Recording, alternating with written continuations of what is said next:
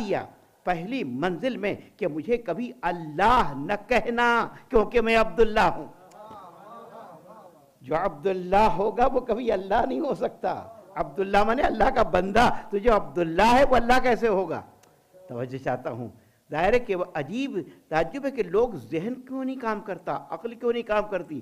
لوگوں نے غلام احمد کو احمد سے ملا دیا۔ ارے بھئی غلام غلام ہوتا ہے، احمد احمد ہوتا ہے۔ اب اس نے غلام احمد قادیانی، اس کو بھی نبی سمجھ بیٹھے۔ ارے بھئی نبی تو احمد کی بشارت آئی تھی، غلام احمد کی بشارت نہیں آئی تھی، اس کی بشارت نہیں آئی تھی، لوگوں نے اس کو نبی بنا دیا۔ تو اب ہے کیا کہ انی عبداللہ، اور پھر قرآن عجیب تذکرہ کرتا ہے، اور بس تمہیدی کلمات ہیں، پھر مجھے اپنی گفتگو دکھانا ہے کہ انی عبداللہ، کہا میں اللہ کا بندہ ہوں، اللہ نے مجھے کتاب دی ہے، اللہ نے مجھے نبی کتاب دی ہے۔ تو لوگ سوال کرتے وہ کتاب کہاں ہے جو دی ہے آپ کو؟ دکھائیے تو صحیح وہ کتاب ہے کہاں؟ کتاب دکھا نہیں رہے ہیں۔ تو اس کے معنی کہ نبی کتاب کا محتاج نہیں ہوتا، کتاب نبی کی محتاج ہوتی ہے۔ نبی کتاب کا محتاج نہیں تھا کتاب۔ تو اب ذرا مسلمانوں تھوڑا عقل سے کام لو، یہ بتاؤ عیسیٰ افضل ہیں یا ہمارے نبی افضل ہیں؟ سارے مسلمان کہیں گے ہمارے نبی افضل ہیں۔ جب ہمارے نبی افضل ہیں عیسیٰ سے، اور میں افضلیت بھی انشاءاللہ ثابت کروں گا کیسے افضل ہیں، تو اب حضور سرور کائنات اور اس کی انشاءاللہ افضلیت، تو اب جب حضرت عیسیٰ سے افضل ہیں تو حضرت عیسیٰ تو یہ کہتے ہیں ماں کی آغوش میں کہ اللہ نے مجھے نبی بنایا ہے۔ تو ذرا سوچو کہ 40 سال تک کیا نبی ہمارے بغیر نبوت کے رہے؟ کیا ان کو نبوت نہیں ملی؟ اظہار نبوت اور ہے، اعلان نبوت اور ہے، نبی بننا اور ہوتا ہے۔ درود پڑھ کر محمد و آل محمد۔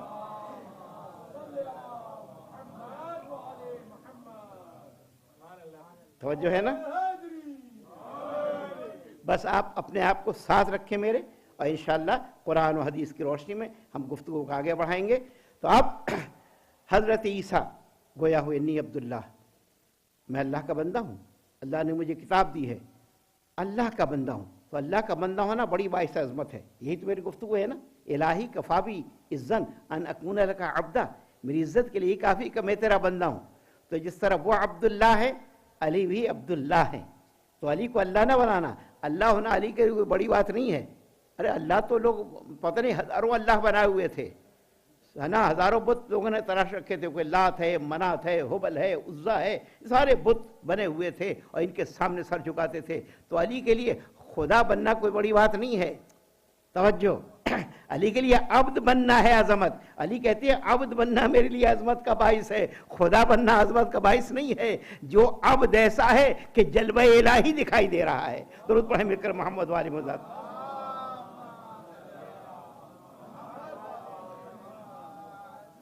یہ ایسا بندہ ہے، ایسا بندہ ہے کہ لوگ جب علی کا چہرہ دیکھتے تھے تو کیا کہتے ہیں؟ ما احسنا ھذا الفتى لا الہ الا اللہ، کیا خوبصورت ہے یہ جوان، لا الہ الا اللہ، ما طیب ھذا الفتى لا الہ الا اللہ، کتنا اچھا ہے یہ جوان، لا الہ الا اللہ۔ اللہ کو کسی نے نہیں دیکھا، علی کو دیکھ رہے تھے، دیکھ رہے تھے علی کو اور کلمہ پڑھ رہے تھے اللہ کا، دیکھ رہے تھے علی کو اور کلمہ پڑھ رہے تھے خدا کا۔ کیا مانے کہ جب یہ مخلوق ہو کر اتنا حسین ہے تو اس کا خالق کتنا حسین ہوگا، وہ کتنا جمیل ہوگا، اس کا خالق کتنا حسین ہوگا، اس کا خالق کتنا جمیل ہوگا۔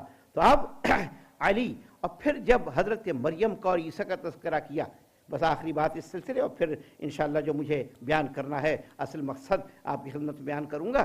تو جب یہ تذکرہ کیا قرآن نے تو معلوم میں کیا کیا؟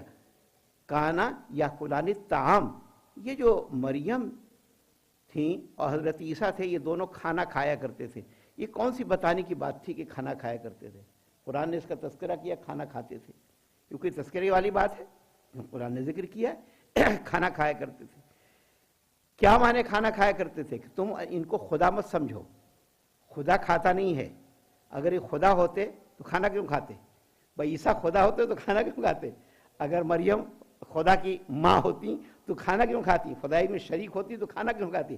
اس کی معنی یہ کھانا کھاتے ہیں، اس کے معنی انسان ہیں، خدا نہیں ہے۔ تو انہیں خدا نہ کہو، خدا سمجھ رہے تھے نا، یہ جو ٹرینیٹی ہے اور تثلیث ہے جس میں حضرت عیسیٰ کو بیٹا خدا کا کہا جاتا ہے، سن آف گاڈ، تو یہ نہیں ہے، خدا نہیں ہے، یہ خدا نہیں ہے۔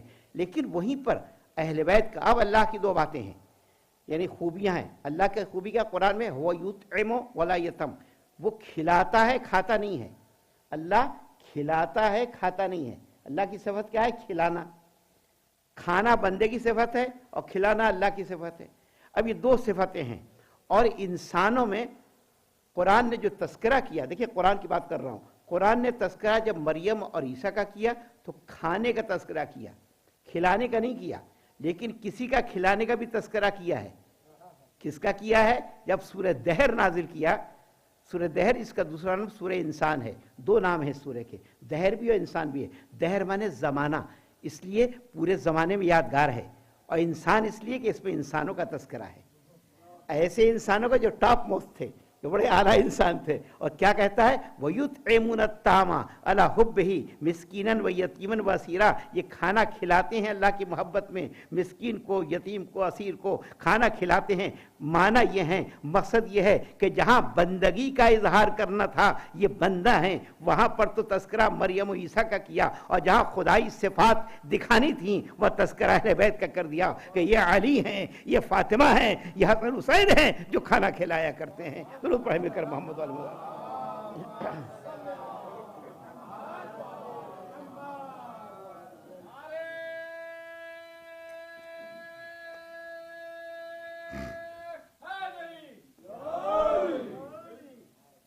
تو آپ نے دیکھا عبد کا مقام کیا ہے، اور پھر عبد کی یہ منزلت ہے کہ جب ہم تشہد پڑھتے ہیں تو کیا کہتے ہیں؟ اشہد ان محمدن، پڑھیں آپ، عبدہ و رسولہ، میں گواہی دیتا ہوں کہ محمد اللہ کے بندے ہیں اور پھر رسول ہیں۔ تو پہلے کس چیز کی گواہی دیتے ہیں؟ عبدیت کی، عبدیت سے گزر کر پہنچتے ہیں رسالت تک۔ تو اگر عبد کی منزل بلند نہ ہوتی، توجہ چاہتا ہوں، تو پھر کیسے ہم وہاں تک پہنچتے؟ تو عبد کی منزل اتنی بلند ہے کہ وہی عبد معراج پر جا رہا ہے، جیسا میں نے کل کہا تھا، تبارک الذی، ہے نا، اور پھر سبحان الذی اسریٰ بعبدہ لیلا، پاک و پاکیزہ ہے وہ ذات جو راتوں رات اپنے عبد کو لے کر گیا، اپنے عبد کو لے کر گیا معراج پر، اپنے عبد کو۔ رسول ہی نہیں کہا، نبی ہی نہیں کہا، اگر یہ کہتے لوگ کہتے معراج جسمانی نہیں روحانی تھی، توجہ چاہتا ہوں، یہ روحانی معراج تھی۔ خواب دیکھا تھا رسول نے کہ معراج پہ جا رہے ہیں، خواب کی بات تھی، بیان کر دی نہیں، کہا کیا؟ عبد کو لے کر گیا، عبد کو، اور ہے نا اسریٰ بعبدہ لے کر۔ لوگ کہتے ہیں جی کیسے ہوئی، کس طرح ہوئی؟ اگر رسول نے کہا ہوتا میں معراج پہ گیا تو اعتراض کر دیتے آپ، رسول نے تو کبھی نہیں کہا میں گیا، اللہ لے گیا، تو اعتراض کرنا ہے تو اللہ پہ کرو۔ توجہ چاہتا ہوں، وہ اعتراض کرنا ہے تو اللہ پہ کرو، کیسے لے گیا، کیسے لے گیا بھائی، لے جانے والا کیسے؟ ذرا سوچیں، جبریل جو ان کا خادم ہے وہ اگر آ سکتا ہے، توجہ، وہ آ سکتا ہے اور جا سکتا ہے چشمے زدن میں، تو کیا نبی نہیں جا سکتے؟ کیا نبی نہیں جا سکتے؟ گئے بھی اور آ بھی گئے، اور یہ رحمت للعالمین ہیں۔ اب دیکھیں گئے ہیں، اور پھر جب قرآن دیا تو کیا کہا کہ تبارک الذی نزل الفرقان علی عبدہ، با برکت ہے وہ جس نے اپنے عبد پر قرآن کو نازل کیا۔ تو دونوں جگہ لفظ عبد لا کر قرآن جو لفظ رکھتا ہے وہ بلا وجہ نہیں رکھتا، وجہ ہے، دونوں جگہ لفظ عبد ہے، رسول نہیں ہے۔ کیوں؟ جس عبد کو قرآن دیا وہی عبد معراج پر گیا۔ اس کے معنی کیا ہے؟ جسم کے ساتھ تھے رسول تو قرآن ملا، اور جسم کے ساتھ تھے تو معراج کی منزل طے کرتے۔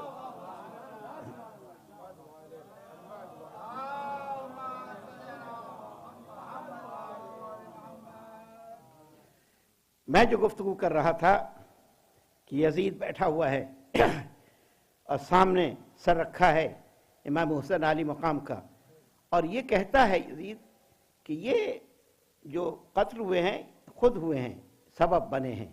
یہ کہتے تھے کہ ان کے باپ میرے باپ سے افضل ہیں، ان کی ماں میری ماں سے افضل ہیں، ان کی جد میرے جد سے افضل ہیں، اور یہ خود مجھ سے افضل ہیں۔ بات اتنی سی تھی، یہ یزید کہہ رہا تھا، اور یہ تمام کتابوں میں موجود ہے۔ آج کا دور جب ہم دیکھتے ہیں تو آج کے دور میں پاکستان میں کیا ہو رہا ہے؟ کلنگ ہو رہی ہے، قتل و غارت گری ہو رہی ہے، شیعوں کو مارا جا رہا ہے۔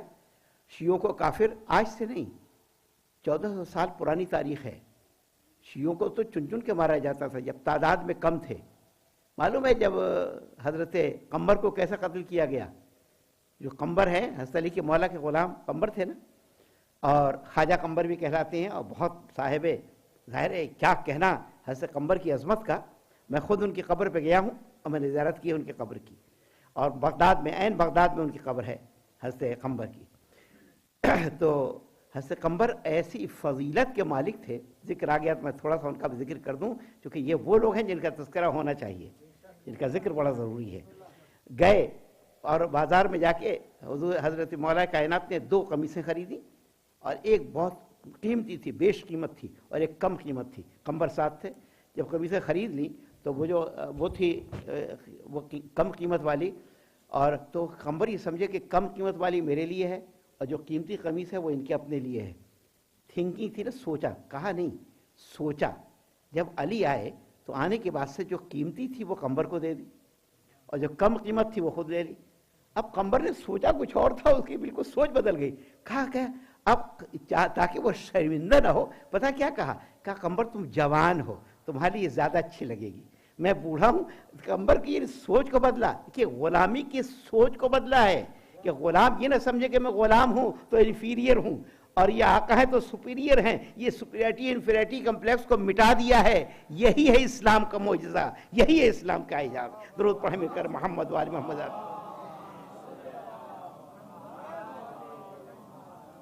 توجہ ہے نا آپ کی کہ کیا عظمت ہے. اور قمبر ایک دفعہ ہیں کہ کہیں سے مال آیا، کسی نے سوال کیا تو کہا قمبر اسے دے دو، جو ضرورت ہے اس کی پوری کر دو. خیر قمبر اتارنے لگے اونٹ سے تو دیر لگی. کہا دیر کیوں ہے؟ کہا وہ اونٹ پر ہے، بہت سا سامان ہے وہ دینا ہے. کہا پورا اونٹ دے دو. پھر خیر اس میں بھی دیر لگی. کیوں دیر؟ کہا اونٹ ایک دوسرے کے ساتھ بندھے ہوئے. کہا جتنے اونٹ ہیں قطار میں سب دے دو، پوری قطار. قمبر جلدی سے ہٹے، ایک دم بھاگ گئے، دور ہٹ گئے. پوچھا کیا ہوا قمبر، ہوا کیا؟ کہا مولا سخاوت اس معراج پر ہے کہ پوری قطار دے رہے، میں ڈرا مجھے بھی نہ دے دیں آپ، مجھے ڈر محسوس، آپ مجھے بھی ان کا سپورٹ نہ کر دیں. تو یہ قمبر ہیں. اب قمبر جو ہیں وہ یہ سوچ رہے ہیں کہ یہ بیش قیمت کپڑا جو ہے یہ اپنے لیے ہوگا اور کم قیمت میرے لیے، چونکہ میں غلام ہوں. لیکن سوچ کو کیسے بدلا اور دے دیا ان کو. وہ شرمندہ نہ ہو اس لیے کہا دیکھو میں بوڑھا ہوں، میرے لیے یہ والا ٹھیک ہے، اور تم جوان ہو تمہارے لیے یہ بہتر ہوگا. وہی قمبر ہیں جنہیں صرف اس جرم میں قتل کیا حجاج ابن یوسف نے کہ یہ شیعہ تھے. آج یہ کلنگ نئی نہیں ہے، میں صرف تاریخ بتا رہا ہوں آپ کو، ہسٹری بتا رہا ہوں کہ کس وقت کیسے حجاج ابن یوسف جو ظالم تھا اس نے، میں تعداد بھی بتاؤں گا آپ کو، لاکھوں افراد کا قتل کیا. اس نے لاکھوں افراد کو قتل کیا ہے قید خانے میں. اور کرتا کیا تھا؟ مردوں عورتوں کو ایک ساتھ رکھتا تھا اور بڑی شدت اور بڑی تنگ دستی کے ساتھ رکھتا تھا. رات کو وہ بالکل دھوپ میں رہتے تھے اور اس طریقے سے، اور کوئی صاحبان نے رات کو اوس پڑتی تھی اور اس طریقے سے رہتے تھے. بہت اس نے، حجاج ابن یوسف نے بہت ظالم تھا، اور لوگ اس کو بھی مانتے ہیں. حجاج بڑا قابل تعریف، تو جتنے لوگ ہوتے ہیں ان سب کو قابل تعریف لوگ مان لیتے ہیں، لیکن یہ قابل تعریف نہیں ہونا چاہیے. درود پڑھیں گے محمد والے محمد کی ذات پہ. تو یہ لوگ قابل تعریف نہیں ہوتے اور لوگ ان کو قابل تعریف سمجھ لیتے ہیں. اور آج تو قصیدے پڑھ رہے ہیں. آج پتہ ہے یزید کو بھی، مروان کو بھی، ہندا کو بھی، اور وحشی کو بھی اس کی تعریف. وحشی جسے کلیجہ چبایا تھا ہے نا حضرت، اور ہندا جسے کلیجہ چبایا تھا، اور وحشی جس نے قتل کیا تھا حضرت حمزہ کو. یہ سارا یعنی عجیب واقعی کیا ذہن بن گیا ہے. وہی حجاج ہے، حجاج ابن یوسف کہ جو قتل کر رہا تھا. جب اس نے پوچھا، مجھے بات صرف یہاں تک پہنچانی تھی، جب اس نے پوچھا کہ میں تمہیں گرفتار کر لیا، کہا کیوں قتل کر رہا ہو؟ کہا اس جرم میں کہ تمہیں علی سے محبت ہے، اس جرم میں قتل کر رہا ہوں کہ علی سے محبت ہے. تو کہا کہ میں تمہیں کس طرح قتل کروں؟ کہا جس طرح تم قتل ہونا پسند کرو. کیا جواب دیا قمبر نے؟ جس طرح تم قتل ہونا پسند کرو. کہا کیا مانے؟ کہا آج اگر تم مجھے قتل کرو گے تو کل قیامت کے دن اللہ کے انصاف ہوگا نا، میں بھی تمہیں قتل کروں گا. میں بھی قتل کا بدلہ قتل، القتل بالقتل، قتل کا بدلہ قتل ہے، میں بھی قتل کروں گا. لہٰذا جس طرح تم قتل ہونا پسند کرو. تو یہ جرت والے تھے. تو آج جو قتل و غارت گری ہو رہی ہے اور شیعوں پر جو طرح طرح کے الزام لگائے جا رہے ہیں، اور الزام لگا کر سب سے پہلا الزام کیا لگاتے ہیں؟ ان کا قرآن پہ ایمان نہیں. ان کا قرآن 40 پاروں کا ہے. ہم نے تو چیلنج کیا، اور جب بھی مجھ سے باتیں ہوتی ہیں تو میں نے کہا کہ کسی امام بارگاہ میں چلے جاؤ، کسی مسجد میں چلے جاؤ، ہمیں وہ 40 پارے کا قرآن لا کے دکھا دو بھیا. پارے تو ہم نے نہیں بنائے ہیں، پارا ہم نے نہیں کیا ہے. پارا کے معنی ٹکڑے ٹکڑے، پیسز ان پیسز. پارا ہم نے نہیں کیا ہے. 30 پاروں کی تو انہیں ضرورت پڑے گی، 30 دن راتوں میں پڑھنا ہے. توجہ چاہتا ہوں. اور قرآن میں رکوع کا کیا کام ہے بھائی؟ قرآن میں رکوع، یہ رکوع کیوں ہے؟ رکوع انہوں نے بنائے جن کی تراویح پڑھنی تھی. تراویح پڑھنی تو رکوع مانے یہاں تک پڑھیں گے تو رکوع میں چلے جائیں گے. یہ رکوع کا جو نشان ہوتا ہے نا، یہ رکوع کا کوئی قرآن میں نہیں تھا پہلے. جو قرآن رسول کے زمانے میں تھا اس میں رکوع کا نشان نہیں تھا. یہ رکوع کا نشان کب بنا؟ تراویح پڑھنے کی ضرورت کے تحت بنا. یہ سب چیزیں باہر سے بعد سے آئیں، بعد میں آئیں، پہلے نہیں تھیں. اور عجیب بات ہے، آپ جب قرآن دیکھیں گے کہیں کا چھپا ہوا ہو، کہیں کا قرآن، آپ نے قرآن کے اندر کہیں آمین کا لفظ دیکھا ہے؟ کہیں کسی سعودی عرب کا ہو، کہیں ہو؟ نہیں دیکھا نا. اور بسم اللہ سورہ فاتحہ کے شروع میں ہے یا نہیں؟ تمام سورتوں کے شروع میں ہے بسم اللہ یا نہیں؟ بسم اللہ ہے. اور آمین نہیں ہے. لیکن جب آپ جاتے ہیں حج کرنے کے لیے تو کیا ہوتا ہے؟ بسم اللہ نہیں پڑھتے اور آمین پڑھتے ہیں. آمین سے پورا صحن گونجتا ہے. ارے جو نہیں ہے وہ پڑھتے ہو اور جو ہے وہ نہیں پڑھتے ہو، تو بسم اللہ سے دشمنی کیا ہے؟ بسم اللہ سے عداوت کیا ہے؟ کبھی آپ نے غور کیا ہے کہ بسم اللہ سے عداوت کیا ہے؟ بھائی بسم اللہ تو اللہ کا نام ہے. the name of Allah, the most beneficent ہے نا، merciful. اور خدا کے نام سے میں شروع کرتا ہوں، اللہ کے نام سے، بڑا مہربان ہے، نہایت رحم کرنے والا ہے، نہایت مشفق ہے. تو اب اللہ کے نام سے شروع کرنا ہے، تو بسم اللہ سے کیا عداوت ہے؟ تو کہا بسم اللہ سے عداوت نہیں ہے. وہ جو حدیث آ گئی نا، ہاں آپ سب کو یاد ہے ماشاءاللہ، ہے نا، تو بائے بسم اللہ. تو بائے بسم اللہ سے عداوت، اس بسم اللہ کو چھوڑ دیا. اب آپ دیکھیے جب بسم اللہ ہی غلط ہو جائے تو کون سی چیز صحیح رہے گی بھائی؟ جہاں بسم اللہ ہی غلط ہو جائے، جہاں بسم اللہ ہی نہ ہو تو پھر کیا چیز صحیح رہی؟ درود پڑھے میں کر محمد و آل محمد.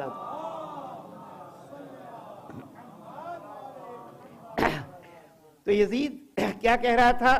یزید کہہ رہا تھا کہ یہ سمجھتے ہیں کہ ان کے باپ میرے باپ سے افضل، ان کی ماں میری ماں سے افضل، ان کی جد میری جد سے افضل، یہ خود مجھ سے افضل، اسی وجہ سے یہ قتل ہوئے. یہ ریزن بتا رہا ہے.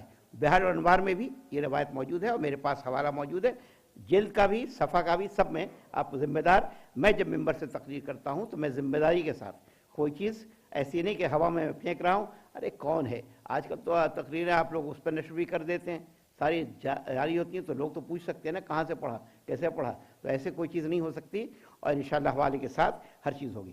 اب سوال یہ ہے کہ آج جو میں بتانا چاہتا ہوں افضل کی بات اور مفضول کی بات، اور اس کو میں چاہتا ہوں کہ اب خدمت میں پیش کروں.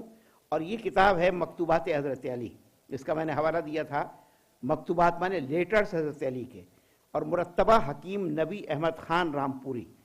اور یہ ہے pan Islamic publisher, A12/13 A Shah Alam market road Lahore. اور اس کا یہ چوتھا یا پانچواں ایڈیشن ہے. یہ اس میں بتا سکتا ہوں یہ 4 دسمبر 1979 میں ہوا تھا. اس کے بعد سے بہت سے ایڈیشن شائع ہوئے ہیں 79 کے بعد سے اب تک. اور یہ اسلامک پبلیکیشن جو جماعت اسلامی کا ادارہ ہے اس میں سے شائع ہوئی ہے. لکھنے والے اہل سنت کے ہیں، شیعہ نہیں ہیں. انہوں نے جو کچھ لکھا ہے وہ کہتے ہیں کہ حضرت علی کو یہ امتیاز بھی حاصل ہے کہ قرآن و حدیث کے بعد سب سے پہلے اور آپ کی زندگی میں آپ کے ملفوظات نے مدون ہو کر کتابی شکل اختیار کر لی تھی. جو لوگ نہج البلاغہ پر اعتراض کرتے ہیں اس کا جواب ہے کہ جو کہتے ہیں نا ایک ابن خلقان تھا بہت بعد میں آیا، کہا جی علی کا کلام نہیں ہے. تو بھئی کس کا کلام ہے پھر بتا دو.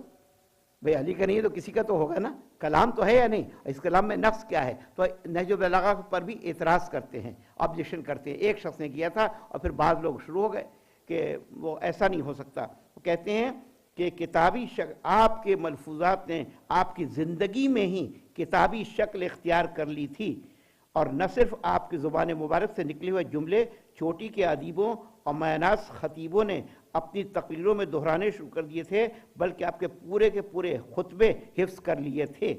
آپ کے ایک ایک جملے پر ادیبوں نے سر دھنے. چنانچہ حضرت عبداللہ بن عباس جیسے مشہور و معروف ادیب، بے نظیر خطیب اور بے مثال مفسر قرآن آپ کے کلام کے حافظ تھے.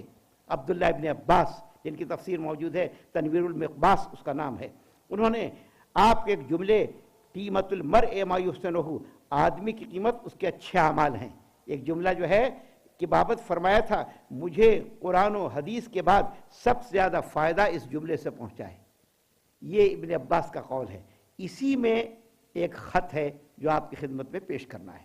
اس میں خط نمبر 33 اور میں آپ کی خدمت میں پیش کر رہا ہوں، جس سے جواب ملتا ہے یزید کے سوال کا. یزید نے جو کہا تھا نا کہ یہ جو کہتے ہیں کہ ان کے باپ میرے باپ سے افضل ہیں اور یہ خود مجھ سے افضل ہیں، تو اسی کا جواب دیا ہے. اب یہ خط کا جواب ہے. جواب جب ہوتا ہے خط کا تو اس کے معنی کیا ہے؟ کہ کسی نے خط لکھا اس کا جواب ہوتا ہے نا. آج کل خط کا رواج نہیں رہا. یہ پہلے ہوتا تھا کہ خط لکھا جاتا تھا اور لیٹر باکس میں لیٹر ڈالتے تھے، اور کچھ لوگ بیرنگ بھی خط لکھتے تھے. بیرنگ کا معلوم ہے، سنا ہے؟ یعنی ٹکٹ نہیں لگاتے تھے.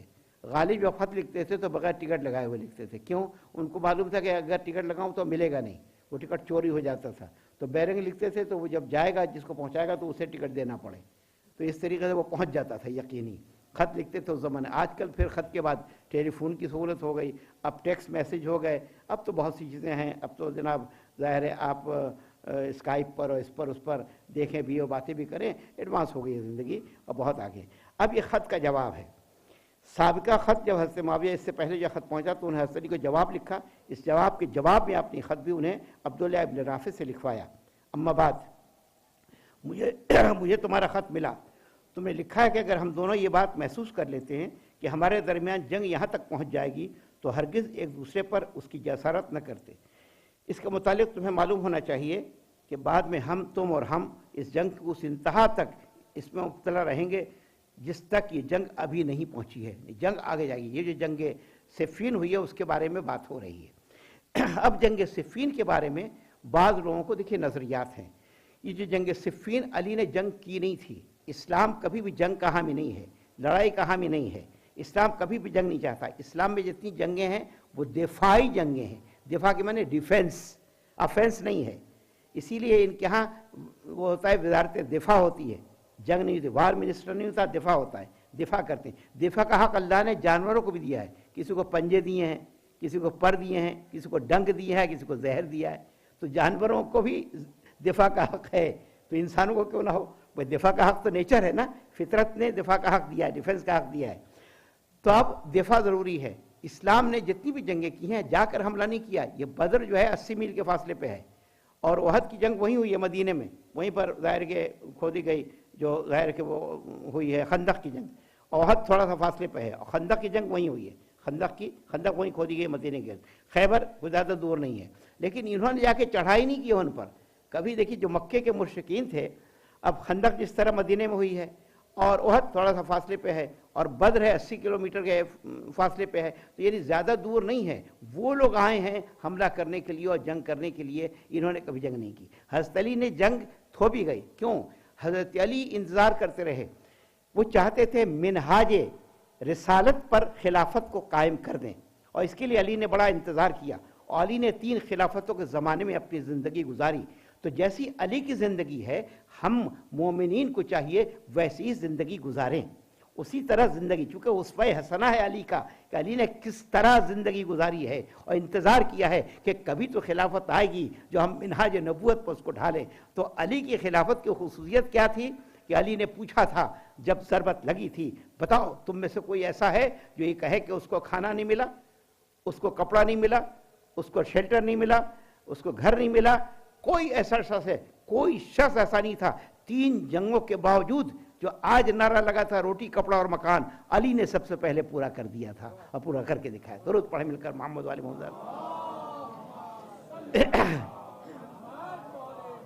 علی کی حکومت بڑی کامیاب حکومت تھی، اور ایسی کامیاب بہت سے لوگ ہمارے جو ذہن کے تھوڑا سا میں سمجھتا ہوں کہ کم ہیں یا مریض ہیں، وہ کہتے ہیں جی علی سیاست پہ ناکام ہو گئے. کس علی کے لیے؟ ضربت کے بعد کہتے ہیں علی فزت ورب الکعبہ، رب کعبہ کی قسم میں کامیاب ہو گیا. علی کامیاب زندگی گزار کر گئے ہیں. جو اپنے آپ کو کامیاب کہہ رہا ہے کہتا کہ اگر سیاست نام ہے دھوکے کا اور فراڈ کا اور فریب کا تو یہ مجھے نہیں آتا، یہ میں نہیں جانتا. اگر فریب کی اجازت ہوتی تو نہج الفاظ ہیں لکنت ادھر عرب، میں بہت بڑا ظاہر کہ ہو سکتا تھا ادھا، بہت زیادہ اس سلسلے میں دینے والا اور ذہین. لیکن میں نے اس بات کو نہیں اپنایا اور دنیا کو تو چھوڑ دیا علی نے. یاد دنیا، تو اب دنیا کی بات ہے. یہاں جو میں اس لیے تمہید ایمان دی ہے، علی نام کس کا ہے؟ بلند. علی کے معنی بلند، اور اس کی ضد کیا ہے، اپوزٹ کیا ہے؟ جیسے ڈے کا نائٹ ہے یا بلیک کا وائٹ ہے، اسی طرح علی کا ضد ہے دنی، دنی معنی پست، لوور، بہت پست. تو جو علی ہے اس کا پست سے کیا کام؟ اور یہ دنی کا مؤنث ہے دنیا. دنیا کیا ہے؟ دنی کا مؤنث ہے. مؤنث وہ جینڈر ہوتا ہے فیمل، اور وہ میل فیمیل جیسے ہوتا ہے نا، ایسے اس کا عربی میں مؤنث مذکر دو ہوتے ہیں. تو کہا دنی سے دنیا ہے. دنیا یعنی جو پست ترین جگہ. تو کیا کہا علی نے؟ دنیا، یا دنیا غری غیری، اے دنیا جا کسی اور کو دھوکہ دینا. طلقت تو کہ 3 مرات، میں نے تجھے 3 دفعہ طلاق دی ہے، تو میرے پاس واپس نہیں آ سکتی. تو میرے پاس واپس. 3 طلاق کے معنی کیا ہے؟ طلاق بائن. اب عورت رجوع نہیں کر سکتی ہے. تو کہا دنیا جا کسی اور کو دھوکے دینا. تو علی کا دنیا سے کوئی کام نہیں تھا. اب انہوں نے کیا بات لکھی تھی؟ اب خط کا مضمون ذرا سا تھوڑا سا اپنے ذہن مبارک پر زور دیں کہ خط کا مضمون کیا تھا. کہتے ہیں کہ رہا تمہارا مجھ سے شام کا مطالبہ، تو میں جو چیز تمہیں دینے سے کل انکار کر چکا ہوں وہ آج کس طرح ظاہر کسی طرح نہیں دے سکتا. کیا مانے؟ وہ کہتے تھے مجھے آپ سے جنگ نہیں کرنی، آپ مجھے شام دے دیں اور شام کا حاکم رہنے دیں.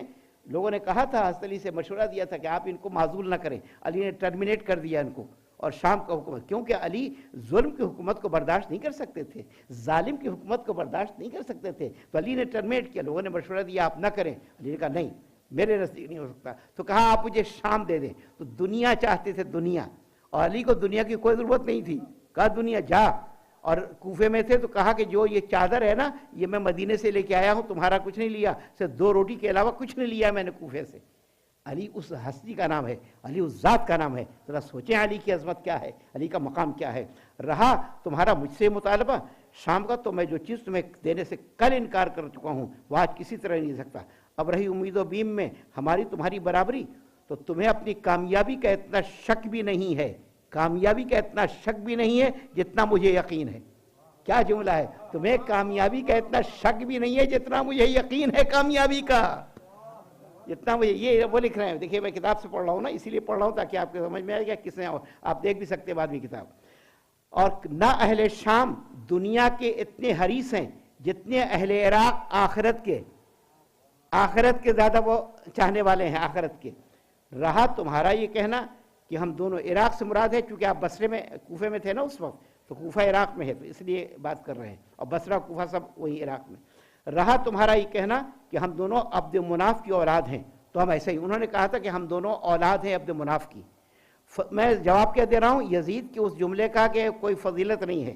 یاد رکھیے گا، ذہن میں رکھیے گا، یہ جواب دے رہا ہوں میں، جو میں آج یہاں تک تمہید لے کر آیا ہوں. جواب مجھے یہ دینا ہے. اور انشاءاللہ باقی جو تقاریر ہوں گی ان میں بھی خطبوں سے اور قرآن کی آیات سے انشاءاللہ میری گفتگو ہوگی، اور یہ جوابات آپ تک پہنچاتا رہوں گا اور دیتا رہوں گا. اب تمہارا یہ کہنا کہ ہم دونوں عبد مناف کی اولاد ہیں. عبد مناف کون ہے؟ حضرت علی، حضرت معاویہ کے موری سے اعلیٰ جو جد اعلیٰ تھے، وہ دونوں، ان کا نام عبد مناف تھا. تو تم ہم ایسے ہی ہیں، لیکن امیہ ہاشم کے، حرب عبد المطلب کے، اور ابو سفیان ابو طالب کے برابر نہ تھے. توجہ، اب ہے کون؟ بات یہ کہ امیہ کون ہے؟ امیہ جو ہیں حضرت معاویہ کے ظاہر پردادا ہیں، اور علی کے پردادا کا نام کیا ہے؟ ہاشم ہے. پردادا میں نے دادا کے اوپر جو ہے نا، پردادا کا نام ہاشم ہے. اور حرب جو ہے وہ معاویہ کے دادا ہیں، اور علی کے دادا کون ہیں؟ حضرت عبد المطلب ہیں. اور ابو سفیان جو ہیں وہ معاویہ کے والد ہیں، اور علی کے والد کون ہیں؟ ابو طالب ہیں. تو اب کیا ہے؟ اب مقابلہ کر رہے ہیں کہ دیکھو، لیکن امیہ ہاشم کے، حرب عبد المطلب کے، ابو سفیان ابو طالب کے برابر نہ تھے. تو جب ان کے مورث اعلیٰ نہ دادا برابر تھے، نہ باپ برابر تھے، نہ پردادا برابر تھے، تو تم کیسے میری برابری کر رہے ہو بھائی؟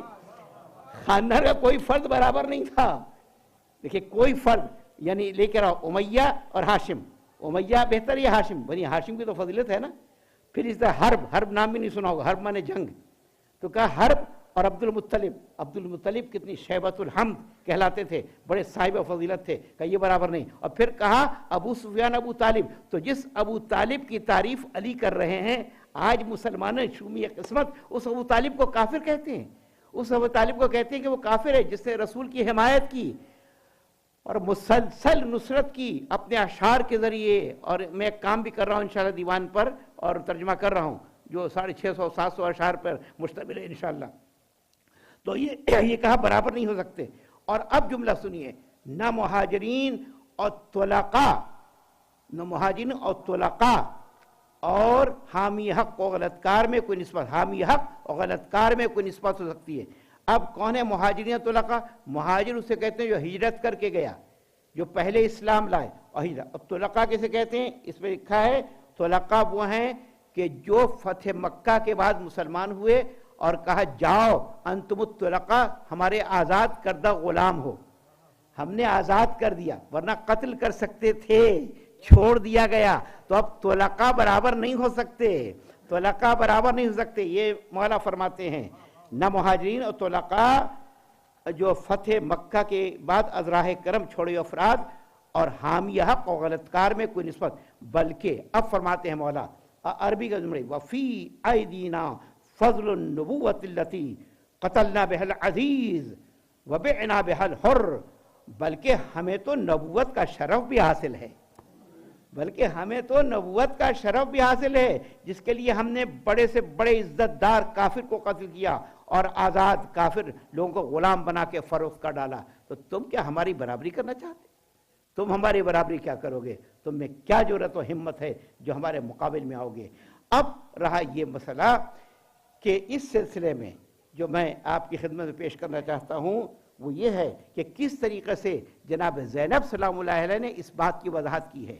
اور اس کی وضاحت جناب زینب کے خطبوں کے ذریعے سے، اب چونکہ میرے پاس وقت زیادہ نہیں ہے لہذا میں چاہتا ہوں کہ اس سے کہ سیدہ زینب نے کس طریقے سے واضح کیا ہے دربار میں اور بتایا ہے کہ یزید کون ہے اور یزید کا کردار کیا ہے اور کس طریقے سے یزید جو ہے اس کے لیے آپ نے بات کر دی ہے. ایک مرتبہ درود پڑھ دیں مل کر محمد والے موضوعات پہ.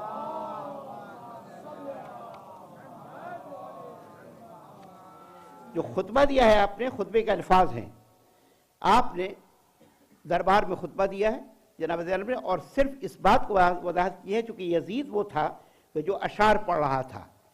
اور کیا کیفیت کیا تھی دربار کی؟ دربار کی ایک کیفیت ہے کہ دربار ہے، اس میں قیدی لائے گئے ہیں اور سجایا گیا ہے دربار کو، سیدوں کا سر رکھا گیا ہے اور اس کو عمراء اور سفراء وزراء سب بیٹھے ہوئے ہیں، اور وہ لبھائے مبارک امام حسین سے گستاخی بھی کر رہا تھا اور وہ شعر پڑھ رہا تھا. وہ شعر کیا پڑھ رہا تھا؟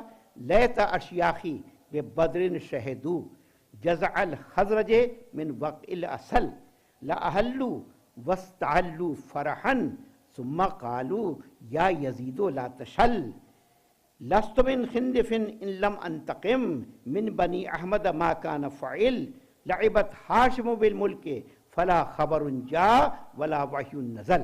یہ اشعار تھے جو کسی اور کے جو یزید نے پڑھے ہیں اور اس میں کہا ہے کاش، اور پھر اپنے بھی اس میں اشعار شامل کیے ہیں، کاش میرے باپ دادا جو بدر میں قتل کر دیے گئے وہ دیکھ لیتے کہ میں نے تلواروں کے چلنے کا کیسا بدلہ لے لیا.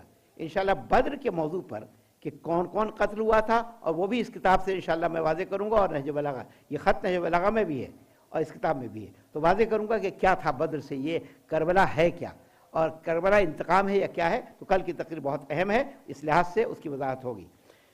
اور اس نے کہا کہ میرا تعلق خندف سے نہیں ہے، اگر میں اولاد احمد سے انتقام نہ لے لوں جو کچھ انہوں نے کیا ہے، جب تک میں انتقام نہ لے لوں تو میں خندف سے تعلق نہیں رکھتا. اور پھر کہا یہ جو ہاشم تھے، دیکھیے کیا نام دیا تھا کہ میں ہاشم، حسن علی نے کہا تھا نا کہ ہاشم جو بزرگ ہیں ہمارے پردادا ہاشم، تو کہا کہ ہاشم یعنی بنی ہاشم یہ حکومت سے کھیلتے رہے، نہ تو کوئی وحی آئی اور نہ کوئی قرآن آیا، نہ کوئی قرآن آیا نہ کوئی وحی آئی، کچھ نہیں، نہ کوئی دین اسلام کچھ بھی نہیں آیا، یہ تو خالی کھیلتے رہے. تو اس کا جواب دیا ہے بھرے دربار میں جناب سیدہ زینب نے. آپ یقین جانیں کہ لوگوں نے اعتراض کیا تھا اگر کوئی شخص جنگ کرنے جاتا ہے تو آپ یہ بتائیے کہ فوج اکٹھی کرتا ہے یا فوج کو ہٹا دیتا ہے یا بھگا دیتا ہے؟ فوج جمع کرتا ہے نا. امام حسین اگر جنگ کرنا چاہتے تو فوج بلا لیتے ہندوستان سے، فوج بنا لیتے مختلف ممالک سے، اکٹھا کرتے، فوج ٹلے کر دیتے، طویل کر دیتے، نہ آتے، اور جب فوج آ جاتی لاکھوں کے تعداد میں تو اس وقت آتے. تو امام کا مقصد کوئی لشکر کشی نہیں تھا، امام کا مقصد اور اسی لیے علامہ اقبال نے بہت خوبصورت انداز میں واضح کیا ہے، مدعایش سلطنت بودی اگر خود نہ کر دی بوچرن ساما سفر. اگر ان کا مدعا مقصد ہدف حکومت و اقتدار حاصل کرنا ہوتا تو کبھی اس انداز سے سفر نہ کرتے. جب آپ نکلے ہیں تو آپ نے خواتین مخدرات عصمت و طہارت کو بھی لیا، بچوں کو بھی لیا. لوگوں نے اعتراض کیا کہ آپ جاتے ہیں تو جائیں، ان کو آپ کیوں لے کے جا رہے ہیں؟ ان مخدرات عصمت و طہارت کو لے کر کیوں جا رہے ہیں؟ عورتوں کو، خواتین کو لے کے کیوں جا رہے ہیں؟ تو آپ نے کہا کہ مصلحت ہے، حکمت ہے. کیوں؟ اگر یہ نہ آتی تو یزید کیا کرتا؟ کچھ لوگوں کو مار دیتا، قتل کرا دیتا. ظالم تو تھا ہی کہ جب راستے میں جا رہے تھے کہ ڈاکوؤں کا گروہ آیا، اس نے حملہ کر دیا، ان کو قتل کر دیا، تو یہ چھپ جاتا. لیکن ظاہر ہے آج کے زمانے میں میڈیا کا اتنا زور ہے. آپ دیکھیں CNN لوگوں کے ذہن کو بدل دیتا ہے. اور اسی طرح پاکستان میں جو میڈیا ہے نا ہر طرف، تو میڈیا سے کتنی انکشافات ہوتے ہیں اور کتنی خبریں آتی ہیں اور لوگ کتنے اویئر ہیں میڈیا کی وجہ سے، اور کس قدر میڈیا کا شور اور زور ہے اور ساری چیزیں ہیں. تو میڈیا جو ہے بڑا انقلاب برپا کرتا ہے. اس زمانے میں میڈیا ایسا تھا، میڈیا ظاہر کہ اس طرح کا میڈیا نہیں تھا، لیکن معاویہ کا میڈیا اتنا زوردار تھا کہ CNN کو بھی شرم آئے گی اس کے سامنے. وہ کیوں زوردار تھا کہ جب حضرت علی کے سر پہ ضربت لگی اور کہا گیا کہ مسجد میں قتل ہو گئے، تو ایک شامی نے پوچھا کہ علی مسجد میں کیا کر رہے تھے؟ کیا علی مسلمان تھے؟ کیا علی نماز پڑھتے تھے؟ تو اس کے معنی معاویہ کے میڈیا نے علی کے خلاف کتنا زبردست پروپیگنڈا کیا تھا کہ علی مسجد میں کیا کر رہے تھے؟ کیا علی نماز پڑھتے تھے؟ اور جاہل ایسے تھے کہ ان کو اونٹ اونٹی میں تمیز نہیں تھی، یہ اونٹ ہے یا اونٹنی ہے. ایسے جاہل لوگ تھے، جاہل بالکل. تو آپ یہ دیکھیں کہ ایسے زمانے میں اس کا مقابلہ کرنا کتنا مشکل کام تھا. اب آپ سوچیں کہ یہ اگر لے کر نہ جاتے تو امام حسین کا مشن ختم ہو جاتا. لہذا ثانیہ زہرا نے وہ کام کیا جو میڈیا کا کام تھا، جو تبلیغ کا کام تھا، جو ترویج کا کام تھا. یہ جو مجلس ہے یہی تو ہے، میڈیا تو ہے جس کے ذریعے سے ہم بڑھا رہے ہیں، چیزوں کو پہنچا رہے ہیں اور تبلیغ ہو رہی ہے. تو یہ کام کیا ہے جناب زینب نے. آپ کے خطبوں نے، آپ خود سوچیں کہ ایک طرف تو پردہ اور اتنا اہتمام پردے کا، اور ایک طرف جب مجمع دیکھا اور محسوس کیا کہ ہاں مجمع ہے بازار کوفہ میں، تو ثانیہ زہرا نے وہ فصیح و بلیغ خطبہ دیا ہے کہ لوگ حیران ہو گئے. ارے علی کی آواز، علی کا لہجہ، علی کا انداز کہاں سے آ گیا؟ یہ کون ہے جو علی کی آواز میں تقریر کر رہا ہے؟ عبداللہ ابن عفیف کہتے ہیں کون ہے جو علی کی آواز میں خطبہ دے رہا ہے؟ یہ ثانیہ زہرا کا واقعی خطبات. پھر سوچیں وہ یزید جو اتنا ظالم تھا، جسے تشہیر کرائی، جسے لایا. انشاءاللہ مصائب پڑھوں گا اور آپ روئیں گے، گریہ کریں گے. صرف یہ خطبہ بتانا چاہتا ہوں. خطبے کے الفاظ یہ ہیں دربار میں جو ثانیہ زہرا نے خطبہ دیا: الحمدللہ رب العالمین وصلی اللہ علی رسولہ وآلہ اجمعین، صدق اللہ سبحانہ کذالک یقول. اللہ نے سچ کہا جو کہہ رہا ہے. ثم کان عاقبۃ الذین اساءوا السوء ان کذبوا بآیات اللہ وکانوا بہا یستہزئون. کیا برا انجام ہوگا ان لوگوں کا جنہوں نے برائیاں کی ہیں اور برے کام انجام دیے ہیں، اور وہ یہ کہ اللہ کی نشانیوں کو جھٹلایا ہے. حسین تو اللہ کی نشانی تھا، اسے جھٹلایا ہے. اور وہ مذاق اڑا رہے تھے، مذاق، وہ ان کے لفظ سے گستاخی کر کے مذاق اڑا رہا ہے اور آیات الہی کا انکار کر رہا ہے. اظننت یا یزید، یزید کیا تو نے سوچ رکھا ہے حیث اخذت علینا اقطار الارض وافاق السماء، کہ تو نے زمین کے ٹکڑوں کو ہم سے چھین لیا ہے اور آسمان کا سایہ ہم سے جدا کر دیا ہے؟ کیا کیا تو نے؟ فاسبانا نساق کما تساق الاسارا، اور ہمیں اس طرح لے جایا جائے گا جیسے قیدیوں کو کھینچ کے لایا جا رہا ہے، ایسے لایا گیا. اور اس وجہ سے تو نے جو ہمیں یہ انداز ہمیں جو لے کر آیا ہے، تو تو یہ سمجھا کہ اس طرح ہماری ذلت ہو گئی اور تجھے بڑی عظمت مل گئی اور ہماری ذلت ہو گئی. تجھے محلن ٹھہر جا. انسیت قول اللہ، کیا تو اللہ کا قول بھول گیا؟ ولا یحسبن الذین کفروا، کافر یہ نہ سمجھے انما نملی لہم خیر لانفسہم، ہم جو ان کو مہلت دیتے ہیں اس میں ان کی بھلائی مضمر ہوتی ہے. نہیں، انما نملی لہم لیزدادوا اسما ولہم عذاب مہین. ہم مہلت اس لیے دیتے ہیں کہ ان کے گناہوں میں اضافہ ہو، ان کے گناہوں میں اضافہ. جو ڈھیل دے رہے ہیں ہم، اللہ کہتا ہے ہم جو مہلت دے رہے ہیں تاکہ گناہوں میں اضافہ ہو، اور ان کے لیے بہت ہی ذلت کن اور رسوا کن عذاب ہوگا. اور پھر کہا من العدل یبن الطلقاء. اسی لفظ کے لیے میں نے آپ سے کہا تھا، کیا کہا تھا امیر المومنین نے خط میں، کہ مہاجر اور طلقہ دونوں برابر نہیں ہو سکتے، تو کہا امن العدل یبن الطلقاء، اے آزاد کردہ غلام کے بیٹے، کیا یہ انصاف ہے؟ کیا یہ عدل ہے؟ تقدیروں کا، حرائروں کا، اماؤں کا، تیری آزاد اور کنیزیں تو پردے میں رہیں، وہ سوق و کب بناتے رسول اللہ، اور رسول کی بیٹیاں بازاروں میں پھرائی جائیں، رسول کی بیٹیاں بازاروں میں پھرائی جائیں، سبایا قیدی ہو کر انہیں بازاروں میں لا رہا ہے تو، اور پھر کہا ہے کہ یہ کیا انصاف ہے؟ اور پھر جناب جو تقریر کی ہے واقعی، اور اس کے بعد سے آپ نے یہ بتا دیا ہے کہ دیکھو کس طریقے سے، اور پھر خطبہ ہے انشاءاللہ، پھر باقی جو خطبے کے الفاظ ہیں وہ صرف میں بعد میں پڑھوں گا، صرف اتنا آپ کو حوالہ دینا تھا کہ رسول کی جو بیٹیاں ہیں ان کو تو بازاروں میں پھرا رہا ہے۔ جب یہ لٹا ہوا قافلہ پہنچا ہے دمشق میں، آپ کو یہ تو معلوم ہے تاریخ کہ پہلی سفر کو یہ پہنچے ہیں دمشق میں، شام میں پہنچے پہلی سفر کو، یہ سفر کا مہینہ ہے جس میں ہم ربعین مناتے ہیں ابھی سفر کو۔ تو جب دمشق میں یہ قافلہ پہنچا ہے پہلی سفر کو، تو بازاروں کو آراستہ کیا گیا تھا، دربار کو آراستہ کیا گیا تھا، اور یہ جو باب الساعات ہے یہاں پر 3 گھنٹے تک، جو کم سے کم روایت ہے 3 گھنٹے تک اہل بیت کو انتظار کرنا پڑا۔ اور جب یہ بازار سے گزر رہا تھا قافلہ، بازار سے گزر رہا تھا، تو اس وقت معلوم ہے کیا کیفیت تھی؟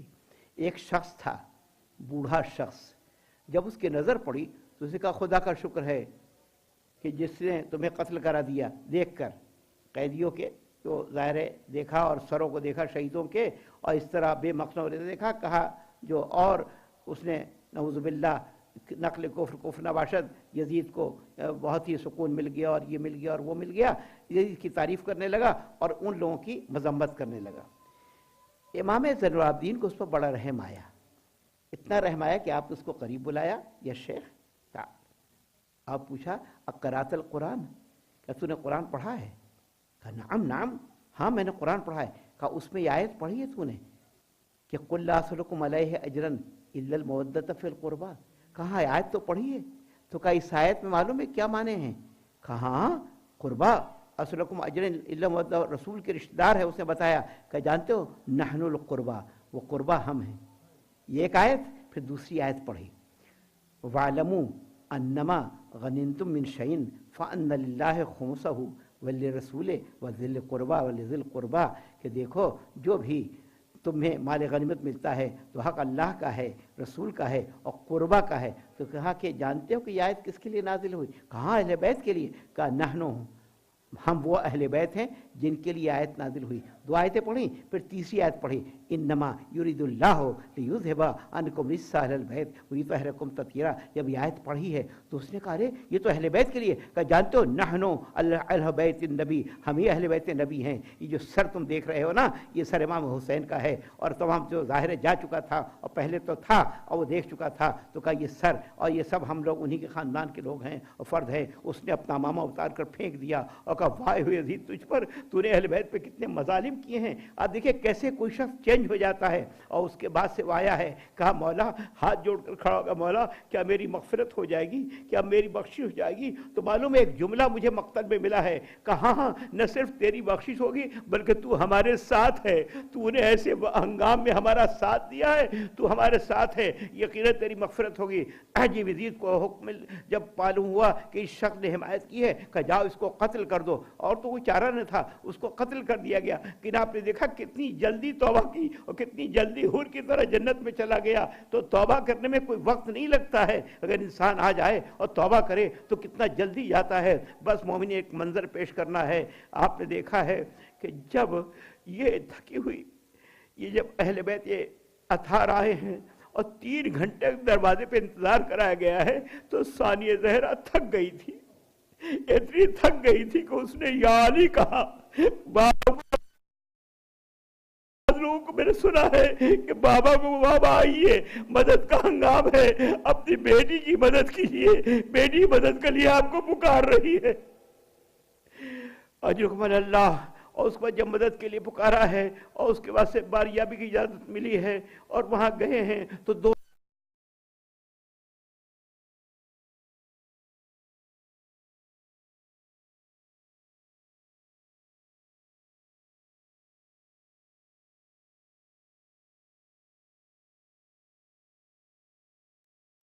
بھیڑوں بکریوں کو کھینچ کر لے جایا جاتا ہے۔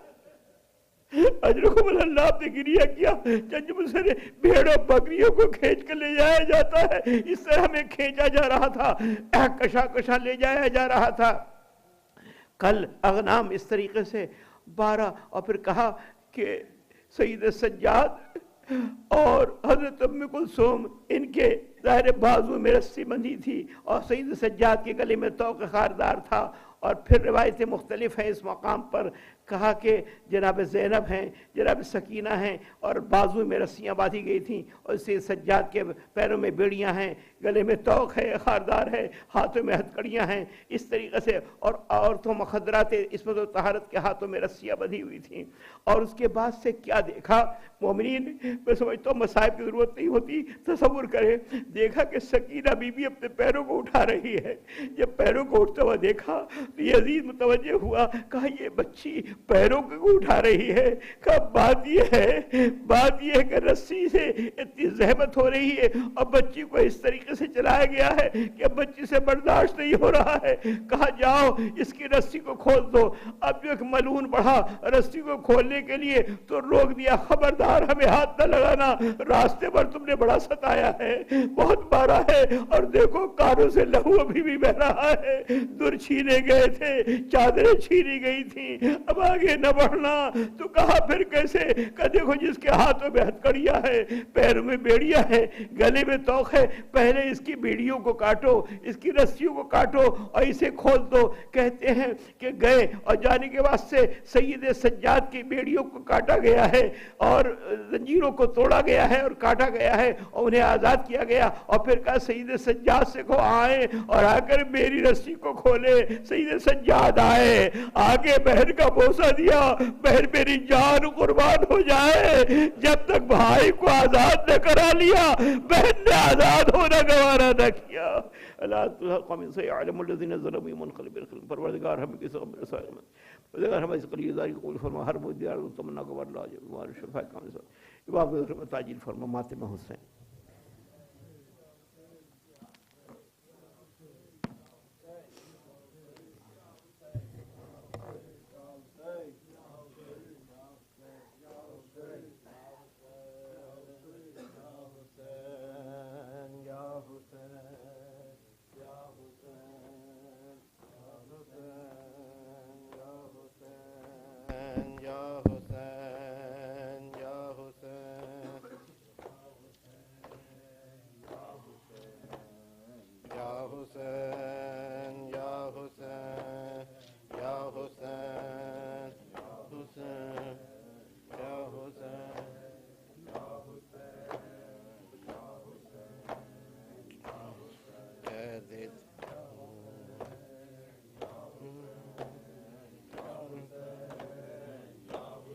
قید تنہائی میں دم گھٹنے لگا ہے میرا، آ کے سینے سے لگاؤ بابا، قید تنہائی میں دم گھٹنے لگا ہے میرا۔